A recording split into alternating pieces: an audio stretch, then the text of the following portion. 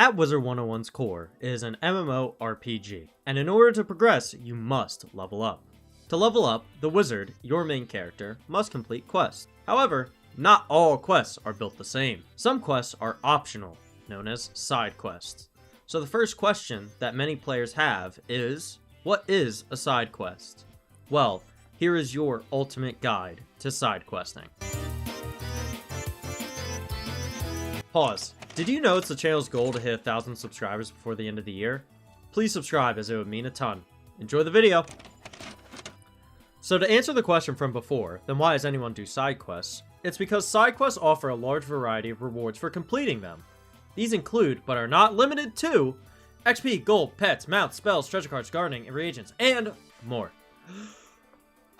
I'm sure you get the gist.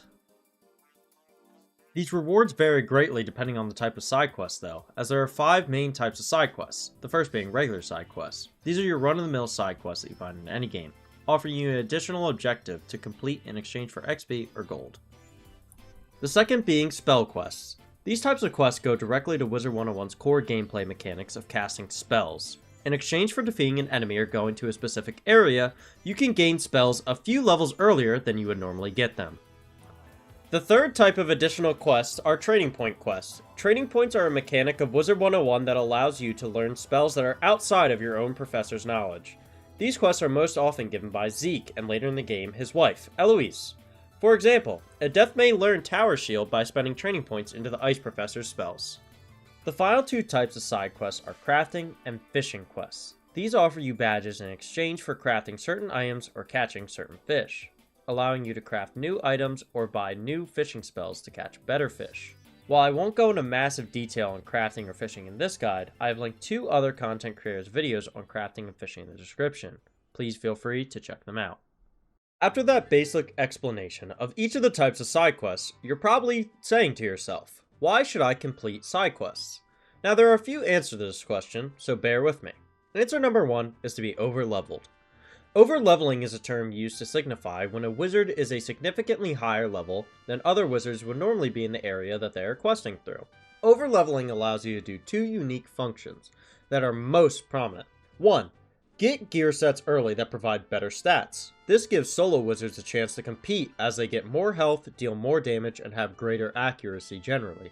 2 is to obtain better spells in earlier worlds. By having access to better spells to use in earlier worlds, it allows wizards to quest much quicker and to cast less spells overall as they go through worlds.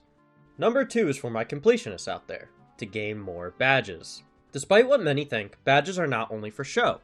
Instead, they offer wizards a chance to increase their gold cap depending on the amount of badges that they have, and to obtain gold skeleton keys by obtaining world completion badges. These gold skeleton keys can be used to fight gold skeleton key bosses, which are side bosses that offer you a reward to defeat them, although they are often much more difficult than normal bosses. Number 3 is for those who like to be filthy rich, as most side quests offer gold. Gold allows wizards to buy permanent mounts and new housing. It also allows wizards to buy things in the bazaar, from vendors throughout worlds, and much more. Number 4 is for additional trading points, which allows players to obtain additional spells from outside of their school's original spells, which eventually will become necessary to obtain vital spells in order to continue questing throughout worlds.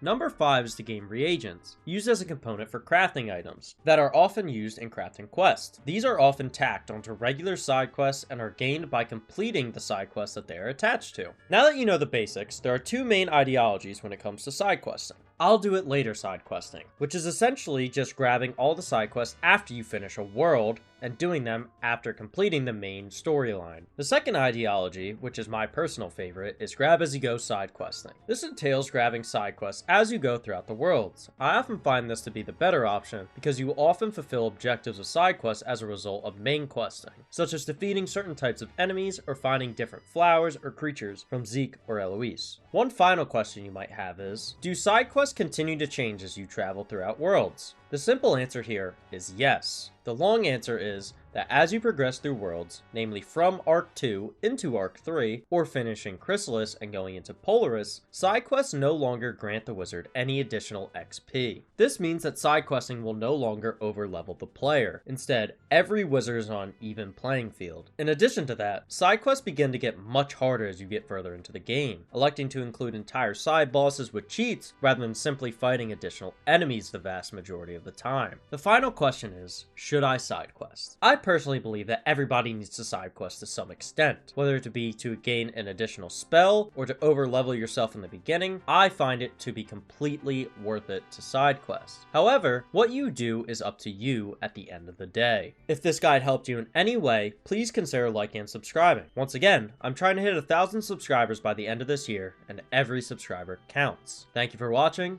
and I'll see you next time.